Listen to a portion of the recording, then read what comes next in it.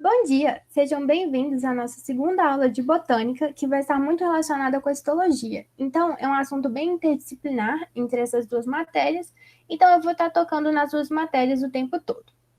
Meu nome é Camila Venturoli Vidal e eu estou no primeiro período de Ciências Biológicas da Universidade Federal de Viçosa. Bem, agora eu vou apresentar minha tela para irmos para o slide. Bom, então, o assunto de hoje é a fotossíntese. Então, vamos relembrar o que é a fotossíntese. A fotossíntese é o processo pelo qual ocorre a conversão de energia solar em energia química para a realização da síntese de compostos orgânicos. E como que a fotossíntese vai cair no Enem?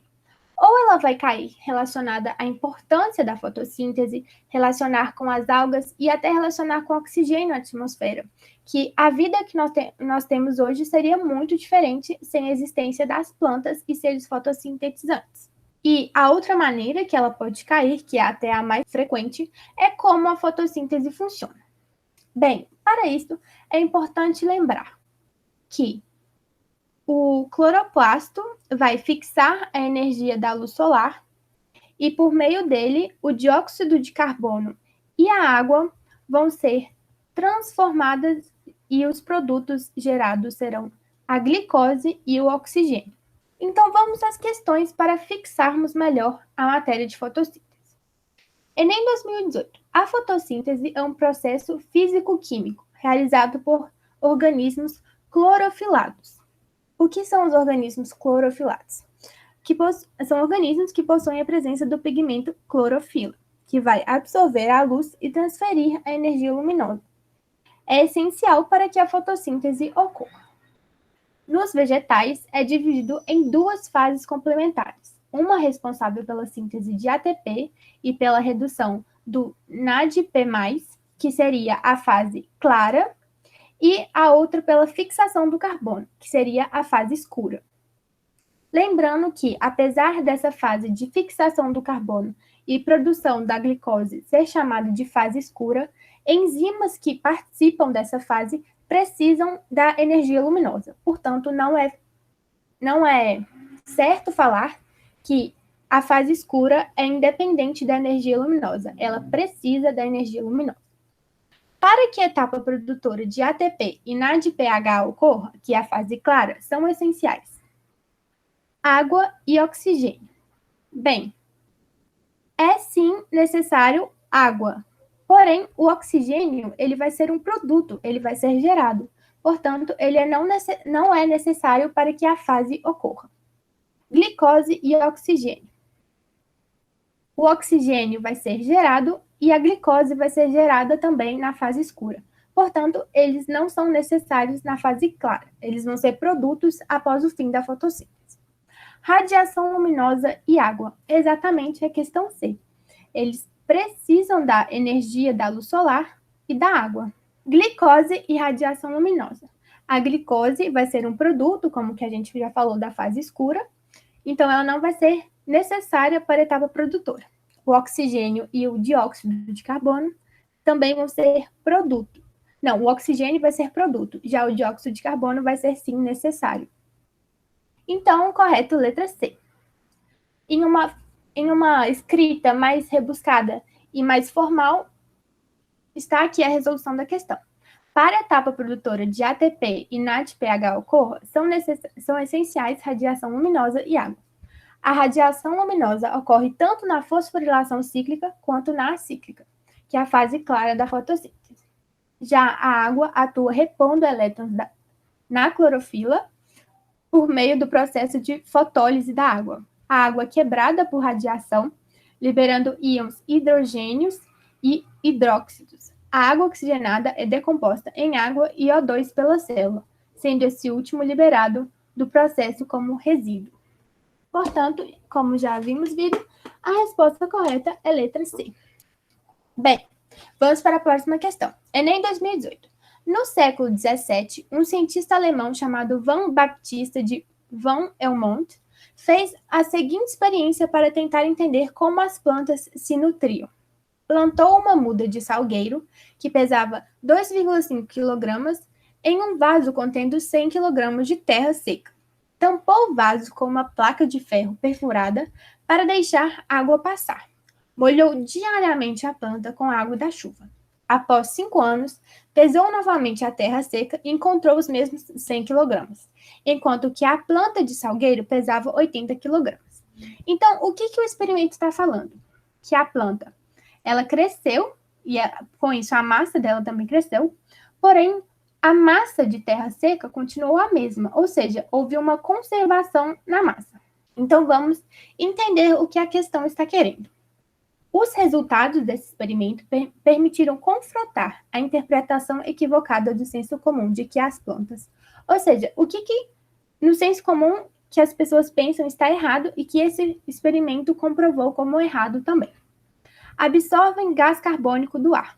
As plantas absorvem gás carbônico do ar, portanto não pode ser essa, e na questão não está falando nada de gás carbônico. Utilizam luz como fonte de energia, também está correta, não é um senso comum errado. Absorvem a matéria orgânica do solo. Exatamente essa que está querendo mostrar que está errado.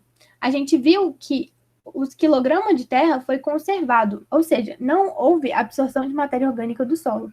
Lembrando que as plantas, os seres fotossintetizantes, eles são produtores, eles vão produzir o próprio alimento. Então, eles não vão absorver matéria orgânica do solo. D. Usam água para constituir seu corpo. Sim, utilizam água para constituir seu corpo. E. Produzem oxigênio na presença da luz. Também está correta. Então, a alternativa que deve ser marcada é a letra C. Para o senso comum, o crescimento das plantas ocorre através da absorção de matéria orgânica do solo. Isso é uma falácia, já que a fotossíntese é responsável pela produção de matéria orgânica nas plantas. Do solo, as raízes das plantas apenas absorvem água e sais minerais. Então, a resposta correta é a letra C. Em 2015. No esquema representado, o processo identificado pelo número 2 é realizado por... Então, vamos ver. Dióxido de carbono e glicose. Gente, é sempre importante lembrar da fórmula do dióxido de carbono, da representação e da glicose também. Porque, como essa, pode ter uma questão que não mostre. Então, é importante saber que dióxido de carbono é CO2 e glicose é C6H12O6. Então, vamos lá. Conversão do dióxido de carbono em glicose. O processo 2. Esse processo está representando a fixação do gás carbônico na forma de glicose. Já o processo 1, a glicose está se transformando, está tendo como produto o CO2. Então, o 1 está mostrando o processo de respiração celular. Mas o que nós queremos saber é o 2, que seria a fixação do gás carbônico na forma de glicose, que acontece no processo da fotossíntese. Então, qual desses seres vão fazer a fotossíntese? Seres herbívoros. Não vão fazer a fotossíntese. Fungos fermentadores também não vão fazer fotossíntese. Bactérias heterótrofas também não vão fazer a fotossíntese. Organismos produtores. Exatamente, é a letra D.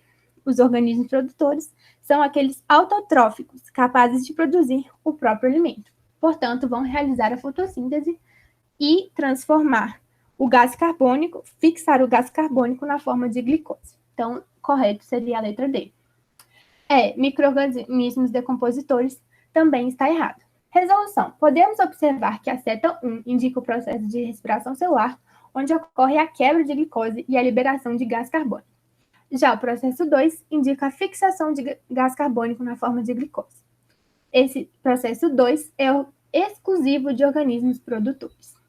Ou seja, correta a letra D. Enem 2017.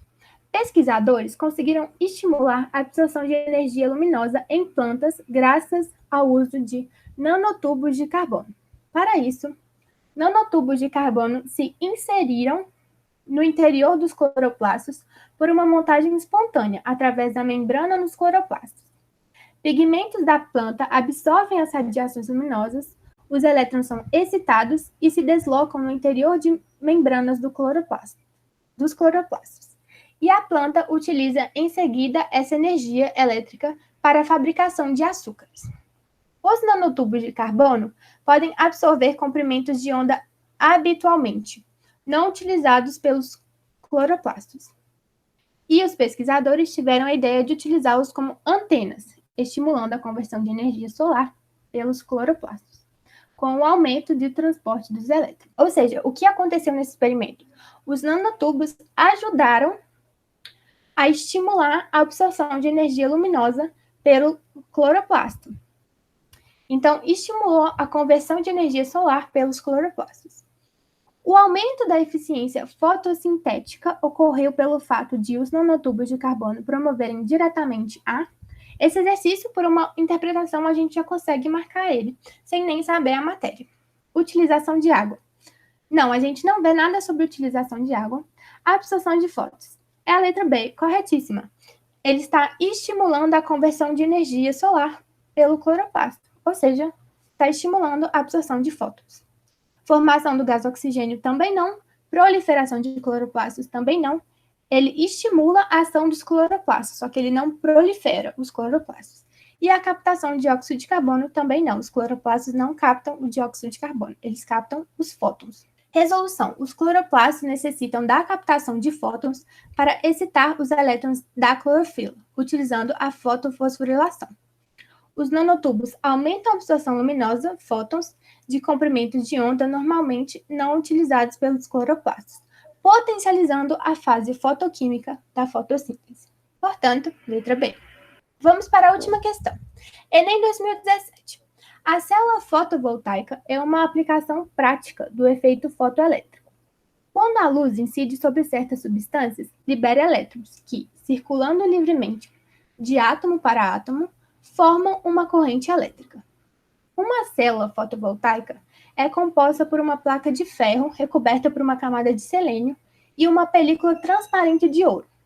A luz atravessa a película, incide sobre o selênio e retira elétrons, que são atraídos pelo ouro, um ótimo condutor de eletricidade. A película de ouro é conectada à placa de ferro, que recebe os elétrons e os devolve para o selênio, fechando o circuito e formando uma corrente elétrica de pequena intensidade. Então, o que acontece nessa célula fotovoltaica? Ela vai absorver a luz e transformar em energia, que é exatamente o que ocorre na fotossíntese. Na fotossíntese que a gente tem a absorção de fótons da luz solar. Ou seja, o processo biológico que se assemelha ao descrito é a fotossíntese. Nenhuma das outras alternativas vai estar correta. Resolução. A fotossíntese é o processo bioquímico que utiliza a energia da luz solar para a produção de matéria orgânica, glicose. De modo similar, a célula fotovoltaica, que utiliza dessa mesma forma de energia para gerar energia elétrica. Ou seja, letra A. Eu gostaria de agradecer muito pela atenção de vocês.